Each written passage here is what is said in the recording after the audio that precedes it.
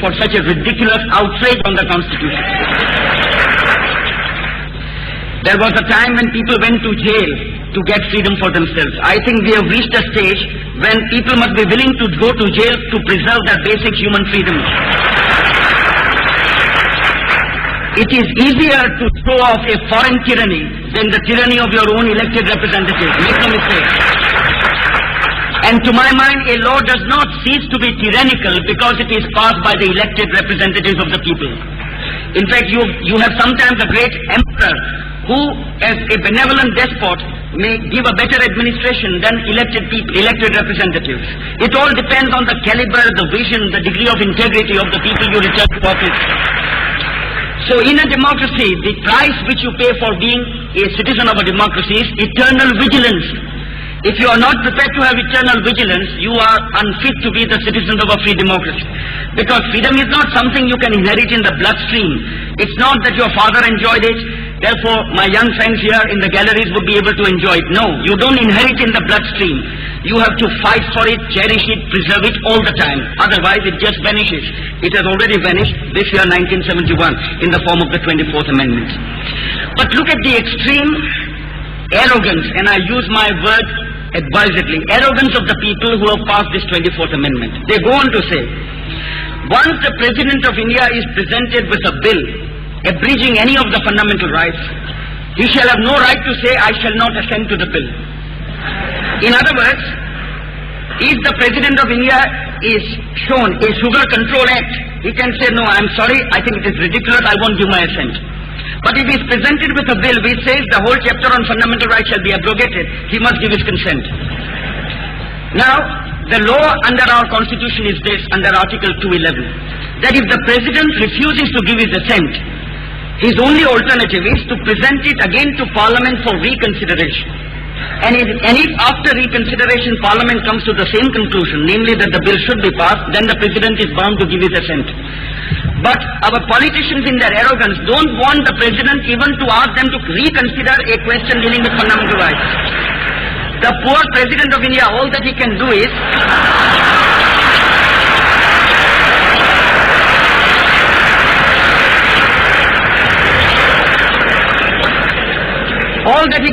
to tell the Parliament, as Cromwell told his Parliament, as you will recall, think in the bowels of Christ, you might be mistaken. Our President can't even tell the members of Parliament, you want to take away all the fundamental rights, would you like to reconsider this matter? No, he can't say that. He must give his assent immediately. I think, frankly, this is devaluing the office of the President, if ever there was a way of devaluing it. This is your 24th Amendment. Now when the 24th Amendment is passed, what you have been told is assurance in Parliament by high-ranking individuals. Please rest assured, we will not tinker with your freedoms. In connection with that assurance, kindly consider two things. The princes were given an assurance in writing, which Rajaji signed as the Governor General of India, where he said that you are guaranteed this privy purse, and your descendants who occupy the Gadi are guaranteed that. Not only the Government of India's guarantee under the signature of the Governor General, they put it in the Constitution. In Article 291 we said, the privy purse free of taxes is guaranteed and shall be paid out of the Consolidated Fund of India. It is the highest guarantee, the highest assurance, the greatest security known to our law. What has come to that security and assurance? The people who are alive today, who signed in 1947 this document as the other party to the covenant, they are today alive, many of them, and they will not get a pie. I'm not talking of those individuals. Those individuals are not worth saving, but the honor of India is undoubtedly worth saving. It is the honor of your country. People have laid down their lives for the honor of their country. What nonsense are we talking today about this being anachronism and the rest? What has become anachronistic is the sense of integrity, justice and fairness. That unfortunately has become anachronistic in our times today in India. Now, if the greatest guarantee known to law enshrined in the Constitution is of no avail, what do you make of verbal assurances given by individuals? I mean, a man must be perfectly infantile in his outlook if he believes that this assurance has any effect whatsoever. Consider secondly this. Is the assurance worth anything at all, assuming it is well intended and assuming it is really to be carried out by the elected representatives? What is this assurance? Every parliament changes every 5 years. Who knows who will be in power tomorrow? When the going is good, when the market is bullish, every speculator thinks it will go up and up. When it is down, everybody thinks it will still go down. But nature has a way of working which is very different from what we normal individuals with our limited intellects can perceive. There are ways and ways, as Emerson said, I keep and pass and turn again, when he was talking of Brahma. If the red slayer thinks he slays, or if the slain think he is slain, he knows not well the subtle ways in which I keep and pass and turn again. Now if nature has a way of turning and turning a corner before you know where you are, you can rest assured that nothing is everlasting. No one's power is everlasting. What is the assurance as to what the next parliament would do? But in this case it is something more grave than that. You don't have to wait for the next parliament. This very parliament has told you at the time when it passed the 24th Amendment as to what it proposes to do once it is given the power to abridge fundamental rights under the 24th Amendment. And it has told you that by introducing in Parliament the 25th Amendment Bill, which tells you quite frankly, I must give full marks for frankness to this Parliament. It tells you quite frankly what it proposes to do once it has been given the power to abridge fundamental rights. It is like a cashier who comes for employment to you and who tells you that he would like to operate on your bank account, and at the same time tells you that he proposes to build his own house out of your bank account. What is this 25th Amendment? It is this. Let me tell you and ask you to consider whether it makes any sense to you. You may not know the law. You don't have to know the law to understand the implications of the 25th Amendment. All that you have to do is to have some experience of human affairs and some common sense which makes you understand what is good for you and what is not good for you and for your children. This constitution is not intended only for you and for me. It is intended to give such a momentum to the living principles of the rule of law that democracy and civil liberty may survive in India beyond our own times and in the days when our place will know us no more. This is the future, the unfolding future of our great constitution. Now what does the 25th Amendment propose to do with it? The 25th Amendment is the amendment Parliament will pass after the 24th Amendment has become the law. In other words, after the 24th Amendment is ratified by the state legislatures. The 25th Amendment is this. First, Article 31 of the Constitution will be amended. A man's property can be taken away without payment of compensation.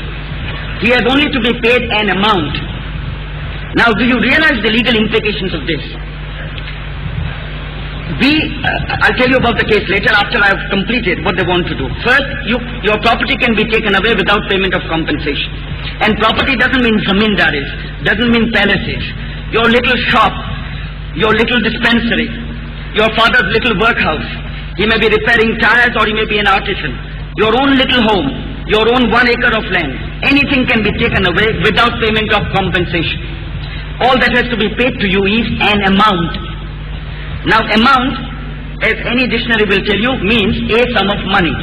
It does not. A rupee is a sum of money, 100 rupees is a sum of money. Your property may be worth 1,000, but it can be taken away for 100 rupees.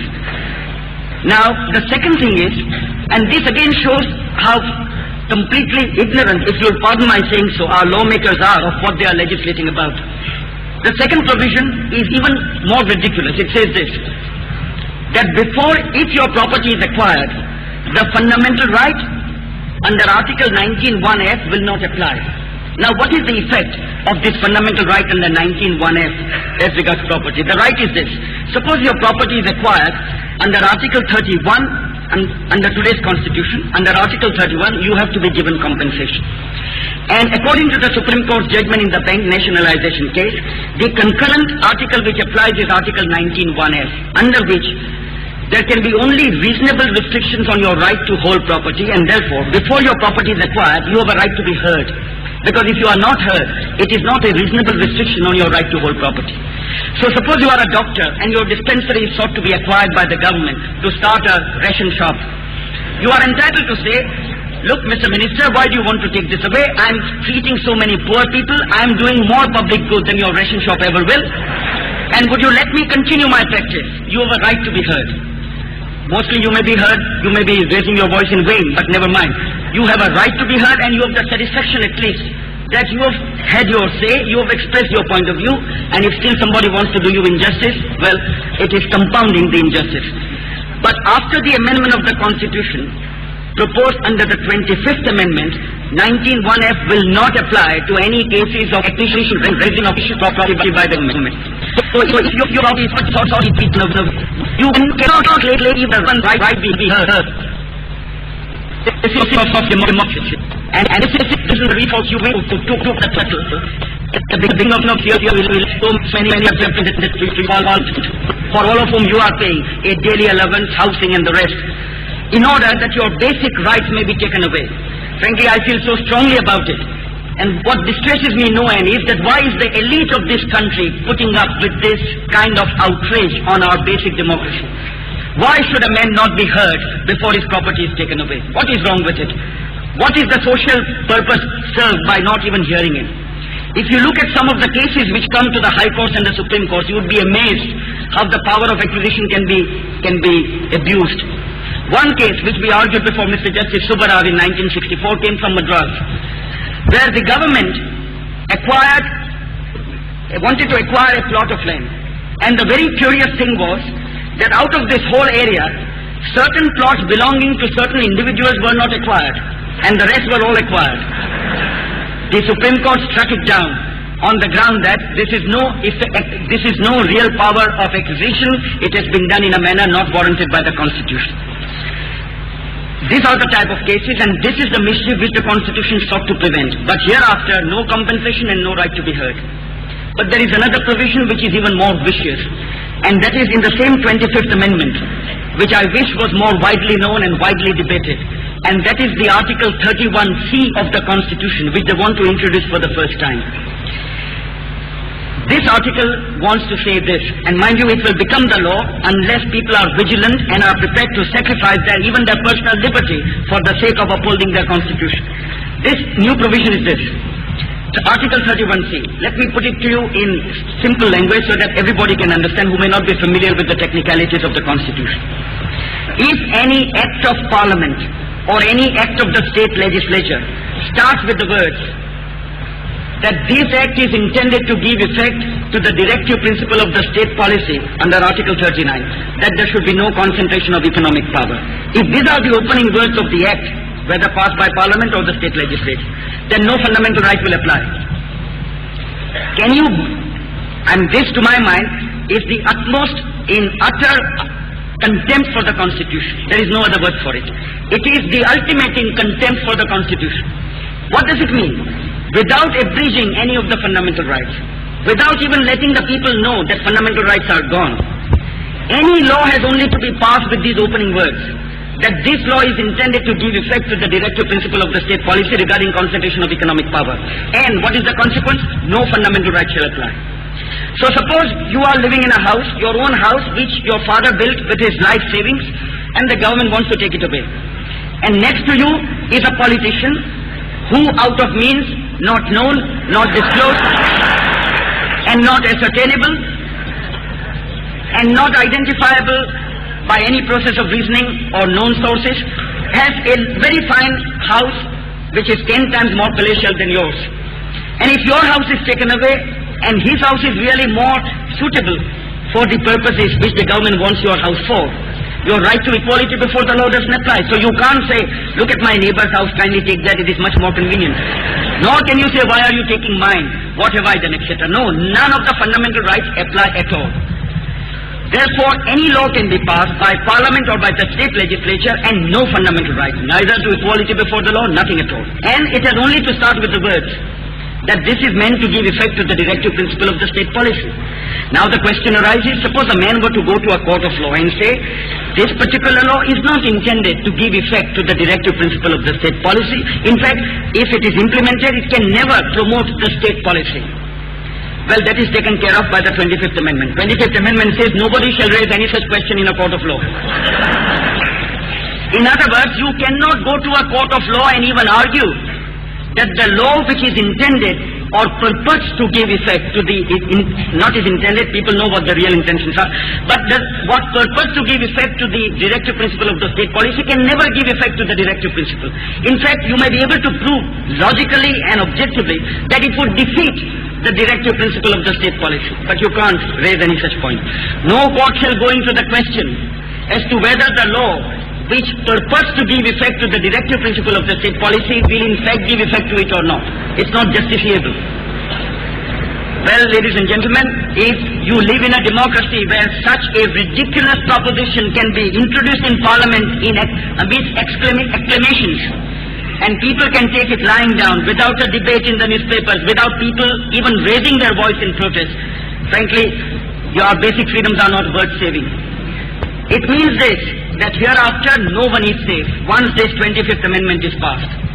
And the same Parliament which wants the right to take away your fundamental rights has told you, as I've started by telling you, what it proposes to do is the very first step once you give it the power. And what it proposes to do is to do this for you. And this bill is already introduced in Parliament. And this bill will not need any ratification by the state legislatures, because that idle ceremony will be over once for all of the 24th Amendment being ratified. Thereafter, Parliament can do what it likes. No ratification by any state legislature, even if the whole chapter on fundamental rights is removed. Nani, who introduced first what has come to be known as the Nani bill, after hearing evidence before the Select Committee, he himself realized the danger of giving this type of power to Parliament. So in the Select Committee, he himself introduced a safeguard that without the ratification of the states, no fundamental right can be taken away. This government has not accepted even that safeguard. And though the first bill, the 24th Amendment, will have to be ratified, thereafter any amendment of any fundamental right will need no ratification by any state legislature. Now this 31C, just consider the consequences of it. And think in times that you live, the type of regimentation you are under, the licenses, the permits, which you have to seek from the government all the time. What kind of existence would it be? What kind of opportunity for our people to create national wealth and to eradicate poverty? How on earth can you do it? This is the 25th Amendment. The 26th Amendment proposes to abolish the privy purses. Frankly, believe me, I have no affection whatsoever, and if you'll forgive my saying so, very little of respect for most of the recipients of the privy purse. But to me, as to Rajaji, it is only a matter of principle. The real question is it worthwhile dragging in the mire the good name of your country for the sake of 4.5 crores of rupees, which is a sum dwindling year after year as the Maharajas die? Now, our constitution makers were so vigilant about the integrity of India, the national honor of India, that they have a scheme in the constitution which works this way. If you have a claim for even 75 rupees against the government, state government or central government, you can get a decree against the government. Once you get a decree against the government, that decretal amount of 75 rupees becomes a charge on the consolidated fund of India. And no state legislature, no parliament has a right to vote on that. It must be paid to you as a matter of right. It is a charge on the consolidated fund. And no parliament can say that the money will not be paid to you, because it has become a charge on the consolidated fund of India under the constitution itself. Look at the degree of integrity and the sense of national honor which the constitution makers had just 24 years ago. And the privy purse is just to be debited. The name can have to the large of it. The mother and mother this hashing. It happened tomorrow. It happened tomorrow. It happened tomorrow. Today can happen tomorrow. A government servant's salary and pension is charged on the consolidated fund of India. A High Court judge's salary and pension is charged on the consolidated fund of India. What is his security? What is the security of any individual today who puts in 30 years of service with the government and then is told after 30 years that your provident fund comes to, take a general in the army. I asked a general who recently retired, what's your provident fund? All told the retirement benefits come to 1,75,000 rupees. If the government may well say, no, in a socialist country this is far too much, sorry. We can't pay you that much sum of money, please take 55,000, for the rest take government bonds. No, under the constitution as it stands today, it has to be paid, but not after the constitution is amended and the rights are gone. A civil servant today, right is to approach the High Court and the Supreme Court. How many have approached successfully and got their honor vindicated? Hereafter the right can be taken away, because your very right to move the court can be taken away. The situation is fraught with such tremendous dangers that I think this country must have lost all intelligence if it is going to submit to this type of amendment of the Constitution in a placid, quiet manner. And make no mistake, do not think that this is an idle apprehension.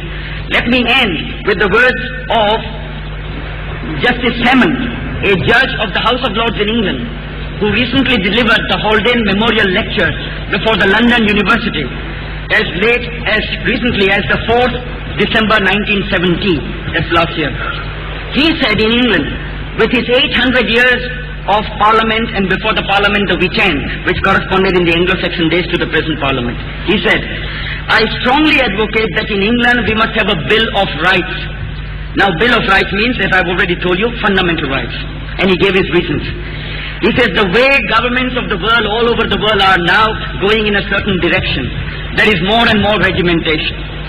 Less and less respect for the individual, for his dignity, his self-respect, his freedom of action. And a day may come, I'm quoting now his words, Lord Simmons, he is a sitting judge of the House of Lords in England. He says a day may come within 30 years, he says 30 to 40 years, when it may become a criminal offense to criticize the government in power. When such a law is passed, the judge will have only two options, either to resign and not administer such a law, or to convict the man who is brought before him for criticizing the government. And he says, in order that such a day may not come, let the people give themselves a Bill of Rights.